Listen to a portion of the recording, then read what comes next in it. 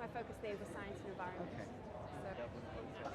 So, The conference achieves hope. People at the last Durban conference came at a time when there was no hope, and they came here with a hope. They came here with a hope, and they came here with results that showed that the glass was half full.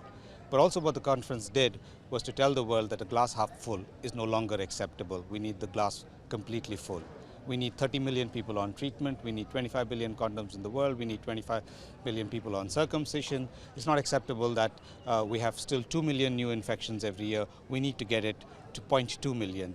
So this Durban is about going from 2 million to 0.2 million new infections. It's about going from 1.7 million deaths to almost less than 200,000 deaths. So it's about ending the AIDS epidemic. And that's what here people will go back home with, saying that for the first time in a decade or so, we're looking at an epidemic that can be ended. 16 years now.